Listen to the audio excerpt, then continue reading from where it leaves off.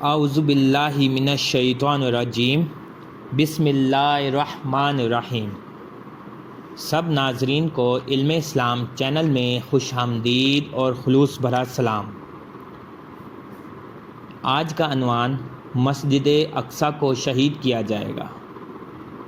سب ناظرین کو آج میں ایک ایسے ملک کا بتانے جا رہا ہوں جو ایک وقت میں ایک خاص مقام رکھتا تھا، ایک ایسی مسجد جہاں پر تمام انبیاء کرام نے نماز ادا کی۔ قیامت کی نشانیوں میں سے ایک نشانی یہ بھی ہے کہ حج کے موقوف ہونے کے بعد دوسرا بڑا واقعہ مسجد اقصیٰ کو شہید کرنے کا رونما ہوگا، یعنی پہلے حج موقوف کیا جائے گا، اس کے بعد یہودی قوتیں بیت المقدس کو شہید کریں گی۔ فلسطین اور اسرائیل کے موجودہ حالات کس طرف جا رہے ہیں؟ کیا موجودہ حالات قیامت کی اس نشانیوں میں سے ایک تو نہیں ہے؟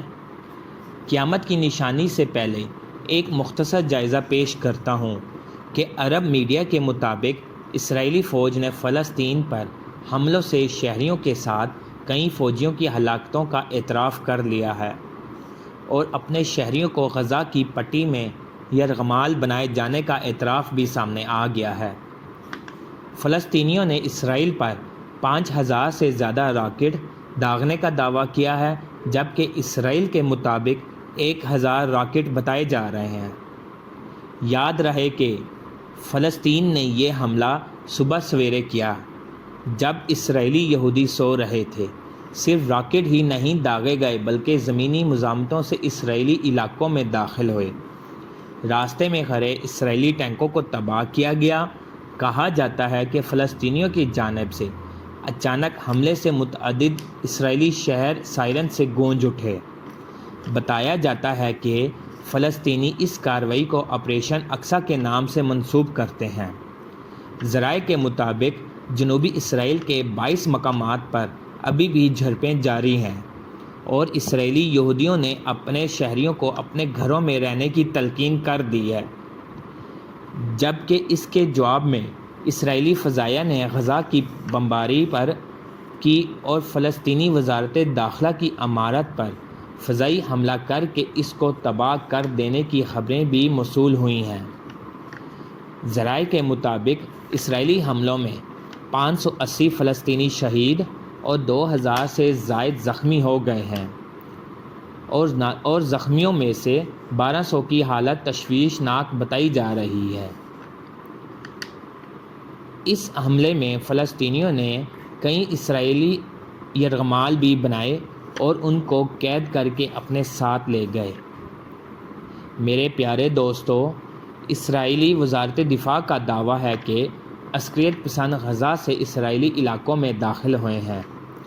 اس لڑائی کے بارے میں بتایا جاتا ہے کہ یہ لڑائی عام جھڑپوں کی طرح نہیں ہے، یہ لڑائی ایک شدید لڑائی ہے، اور خود ہی سوچ لیں کہ 5000 یا 10,000 راکٹ فائر کرنا کوئی معمولی بات نہیں ہے، بلکہ یہ ایک زبردست حملہ ہے اور یہ لڑائی اب شدت اختیار کرے گی، کیونکہ اسرائیل نے اب خطرناک انتقام لینے کی دھمکیاں دی ہیں۔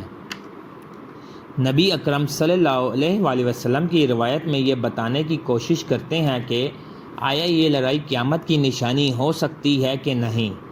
حضرت محمد صلی اللہ علیہ وآلہ وسلم نے قیامت کی نشانیاں بتائیں، جس میں خانہ کعبہ کا طواف روکنا بھی بتایا گیا ہے، جو کہ دنیا بھر میں کرونا وائرس سے پھیلنے سے ہو چکا ہے، اور پوری دنیا نے دیکھا تھا کہ کرونا وائرس میں خانہ کعبہ کے طواف کو روک دیا گیا تھا۔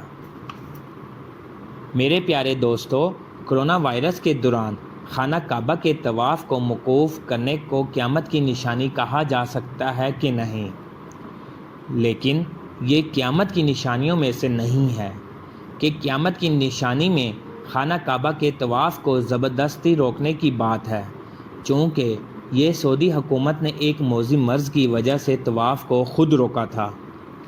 میرے پیارے دوستو، علماء کرام اور روایات یہ بھی بتاتی ہیں کہ حج کے موقوف ہونے کے بعد دوسرا بڑا واقعہ مسجد اقصیٰ کو شہید کرنے کا واقعہ رونما ہوگا۔